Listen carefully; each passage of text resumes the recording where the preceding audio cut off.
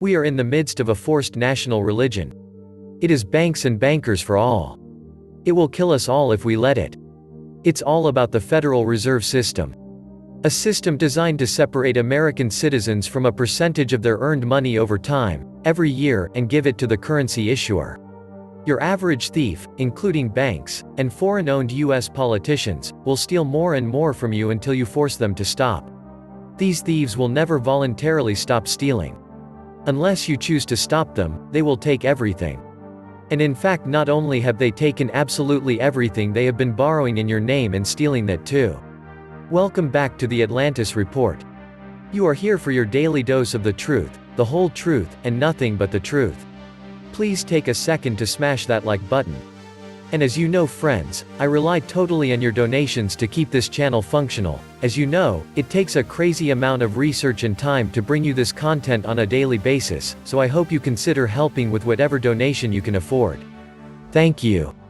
The goal of the 1% is to hoard all currencies out of circulation for the amusement of watching us panic and blame ourselves and each other for not being able to make ends meet. Hoarding currencies out of circulation is an intentional crime against humanity. Currencies are trading in a false paradigm. It is the coordinated collusion of the major central banks that have allowed this charade to exist. It is essential to understand that wealth is contained within a rather closed system. A system of fiat money by laws and rules that discourage freedom of movement into tangible assets. This has sheltered currencies from a storm of volatility. With hundreds of trillions in debt. Nobody knows when, but it will happen. 2020 is shaping up to be turbulent. The failure or significant repricing of any of the world's 4 major reserve currencies will destroy the myth that major currencies are immune to the same fate that has haunted so many currencies throughout history. Simply put, when the nations granting them have proven unable to control their budgets, their currency is crushed under the weight of debt. First, let me tell you why we are headed for one. This will sound very counterintuitive, but it all comes to the record low unemployment we had last year. Unemployment was at the lowest level in 50 years. That meant most people who wanted to work could find a job. It also meant people were making more money and were buying more stuff. All good. More people working is always positive. But a low unemployment rate is a double-edged sword. See, the unemployment rate is cyclical. It's always moving up or down. And at this point, 3.6%, there was almost no room for it to drop more. That's where the trouble started. When the unemployment rate bottoms out like it did last year, it meant the economy has peaked. And a recession is coming. We've been here before. Notice that every time the unemployment rate hits a low, a recession soon follows. It doesn't come immediately, though. Over the past 70 years, a recession has started an average of 5 months after the unemployment rate bottomed. Also, remember that the unemployment rate lags behind the actual economy. So it won't start rising until the US has already fallen into a recession, something I've been telling my viewers to expect. Today, in fact, more than 54 million Americans have filed for unemployment, and this is just starting. More signs flashing red. A bottoming unemployment rate isn't the only sign that the economy has peaked. For weeks, I've been telling you that the yield curve inversion is signaling a recession ahead. Like the unemployment rate bottoming, the inverted yield curve has preceded every single recession over the past 50 years. Keep in mind, neither of these indicators means a recession is imminent. And they don't tell us how severe the recession will be. But it's certainly coming. So is the market downturn. Remember, we're at the tail end of the longest bull market in history. So a significant pullback is not out of the question. And, since stocks fall an average of 32% in a bear market, you want to start preparing your portfolio now. That means adding recession-proof stocks and other assets that will rise when the broader stock market falls. Policymakers do not know how banks work and couldn't see the problems.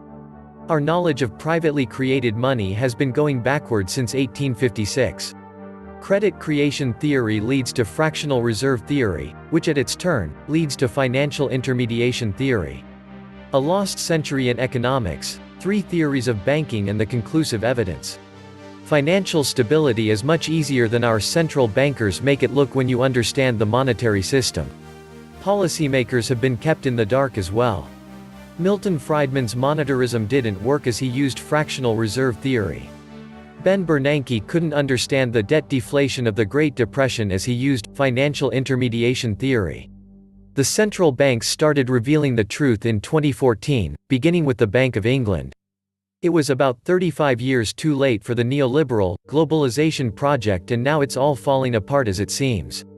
Debt doesn't matter. Where did that come from? You need to think of the banks as financial intermediaries like Ben Bernanke. Ben Bernanke is famous for his study of the Great Depression, and he discussed it in a Wall Street Journal article. Theoretically, neither deflation nor inflation ought to affect long-run growth or employment. After a while, people and businesses get used to changing prices. If prices fall, eventually, so will wage, and the impact on profits, employment, and purchasing power will be neutral. Borrowers suffer during deflation because their debts are fixed in value, but creditors benefit because the dollars they get back will buy more. For the economy as a whole, deflation ought to be a wash. What has Ben Bernanke got wrong? He thinks banks are financial intermediaries. This is where the "debt doesn't matter" nonsense comes from. The belief that banks are financial intermediaries. Debt indeed matters a lot. Banking should be so easy. Bankers get to create money out of nothing, through bank loans, and get to charge interest on it. What could possibly go wrong? Bankers do need to ensure the vast majority of that money gets paid back, and this is where they keep falling flat on their faces. Banking requires prudent lending. If someone can't repay a loan, they need to repossess that asset and sell it to recoup that money. If they use bank loans to inflate asset prices, they get into a world of trouble when those asset prices collapse. Its nearly $14 trillion pyramids of super-leveraged toxic assets was built on the back of $1.4 trillion of U.S. subprime loans, and dispersed throughout the world, all the president's bankers. When this little lot lost almost all its value overnight, the Western banking system became insolvent. Wall Street can turn a typical asset price bubble into something that will take out the global economy using leverage. What did Glass-Steagall actually do? Glass-Steagall separated the money creation side of banking from the investment side of banking. It also stopped the money creation side of banking from trading in securities. Without Glass-Steagall, the bankers could create money to buy securities they produced themselves in a Ponzi scheme. This is what they did in 1929 and 2008. Its nearly $14 trillion pyramids of super-leveraged toxic assets was built on the back of $1.4 trillion of U.S. subprime loans, and dispersed throughout the world, all the president's bankers. 1929 and 2008 look so similar because they are. Most of the toxic assets were on the books of the banks, and they were borrowing money from each other to buy them with money they created out of nothing.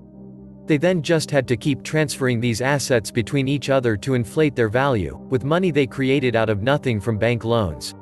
This is why the debt-to-GDP ratio spikes like that. When they allowed banks to incorporate with no personal liability and a Federal Reserve whose only mission is self-enrichment. All hope was lost. All megabanks should be broken up. The banks, the government, and academia, this is the system, the deep state, and all of it is corrupt. If one goes down, they all go down. So they each will do whatever's necessary to prevent that from happening. Likely at the expense of those that work for paychecks. The banks know that economic collapse is inevitable. So does the US military. So do all the agencies. So do all the oil company CEOs and probably every mid-level manager on up that work for oil companies. So do most if not all of the international megacorporations. So do most, if not all, politicians. The job of all these companies, agencies, and people is to keep the illusion of all as well viable up until a certain point in time, after which it won't matter anymore.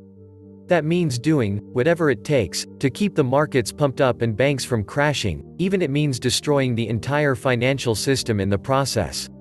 But what the heck, the entire financial system is going to collapse anyway, so might as well do whatever it takes. I seriously doubt that banks and cash-heavy investors will be picking up assets for pennies on the dollar after the economy collapses. For one, because I doubt that dollars will be good for anything but wipe after the collapse. And for two, because there won't be a legal enforcement regime in place to protect those assets from the raging mobs in a post-collapse economy.